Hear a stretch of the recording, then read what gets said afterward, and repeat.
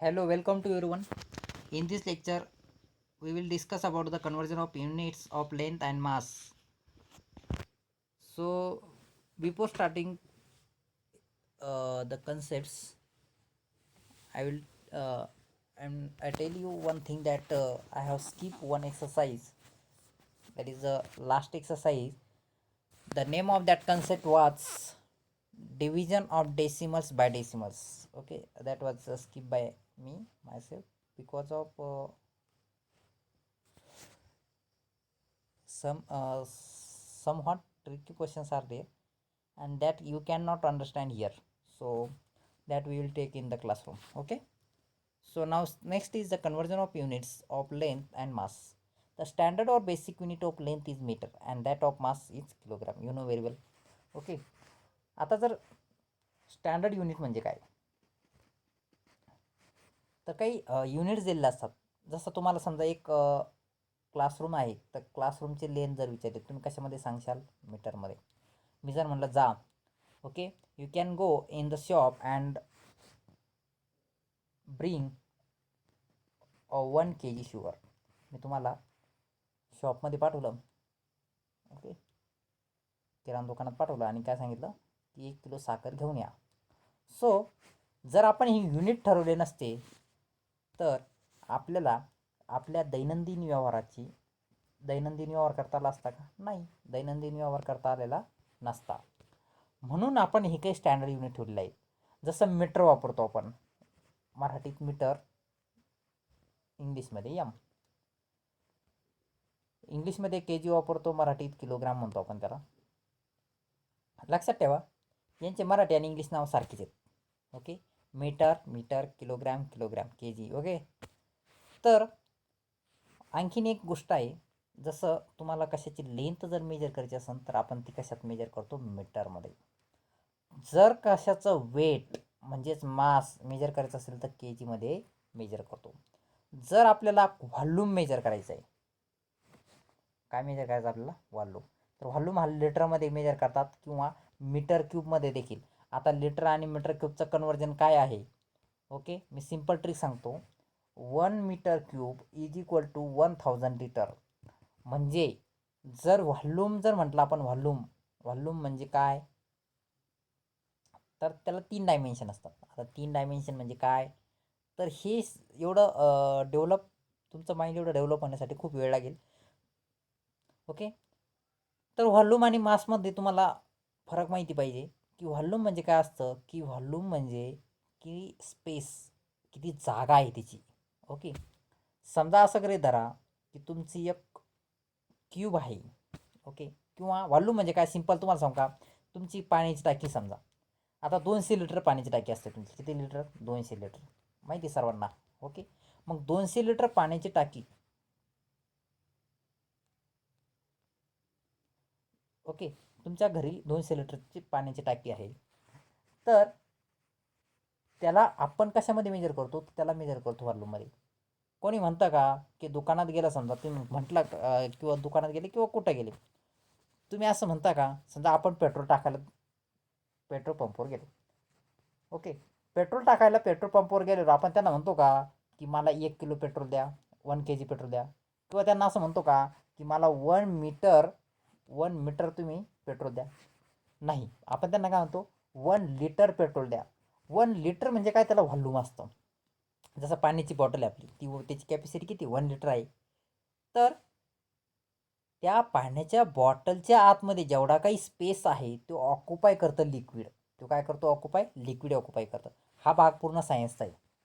कशाचा भाग आहे हा, सायन्सचा, पण मी सांगतोय तुम्हाला.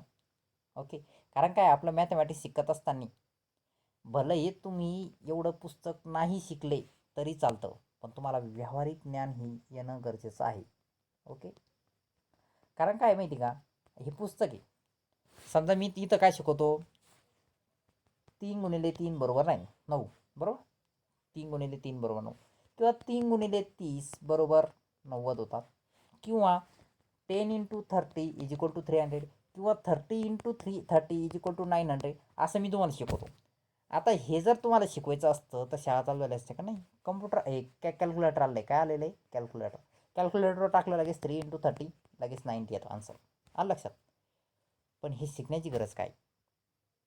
अहो बऱ्याच शाळेतील 8वी ते 10वीच्या विद्यार्थ्यांना जर सांगितलं की तुमच्या घरी 30 रुपये लिटरचं दूध आहे, ओके, 30 रुपये लिटरचं दूध नाही मला माहिती आहे, समजा आपण 20 रुपयाचं अर्धा लिटर येतं असं करीत की 20 रुपयाचं अर्धा लिटर दूध येतं आणि तुमच्या आता प्रत्येक महिन्यामध्ये दिवस काय होणार आहे, चेंज होणार आहे. कधी 30 दिवस असतात, कधी 28 असतात, कधी 31 दिवस असतात, कधी 29 दिवस असतात, कधी तुम्ही गावाला कुठे गेले म्हणून दिवस कमी जास्त भरत असतात.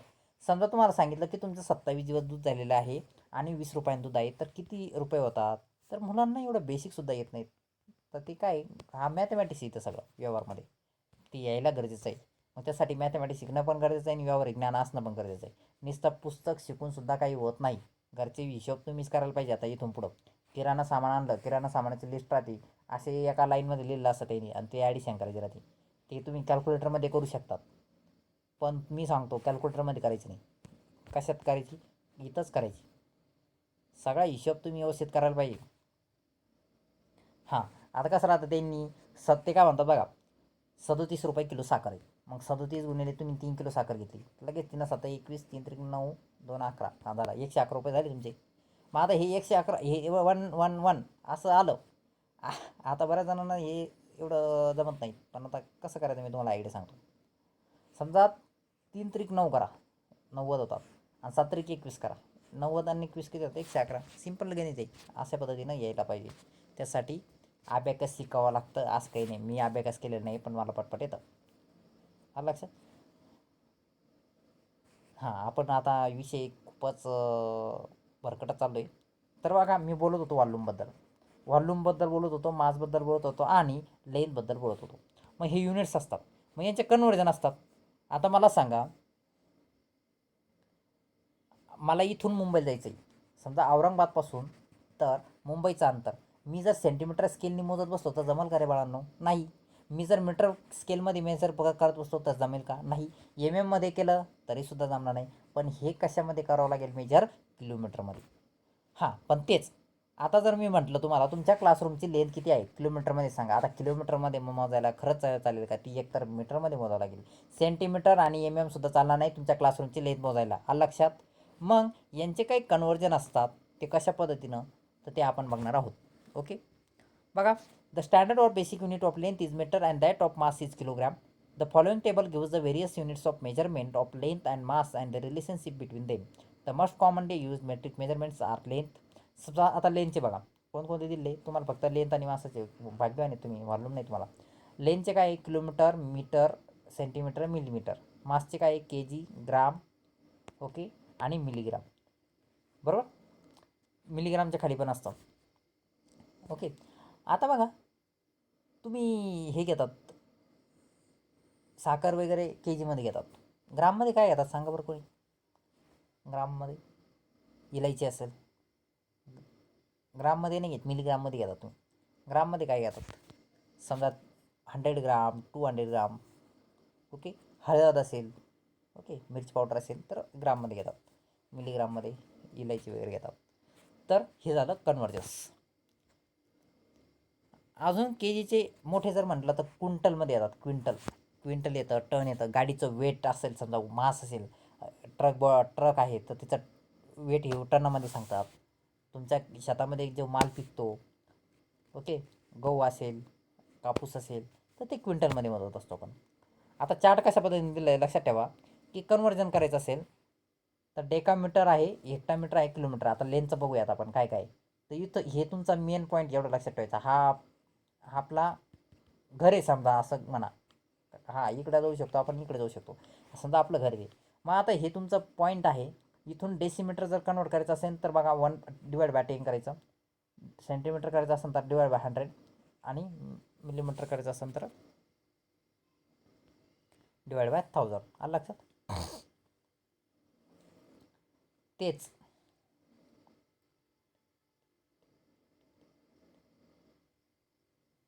ओके.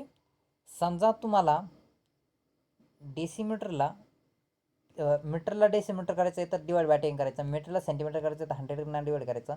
मीटरला मिलीमीटर करायचं तर /1000 करायचं. एवढं लक्षात ठेवा. नाही नाही नाही ओके.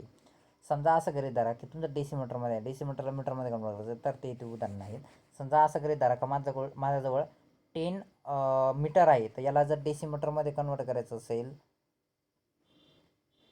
तर याला काय करा तुम्ही. ओके, समजा 10 डेसिमीटर आहे असं आपण म्हणतो, डेसिमीटर आहे.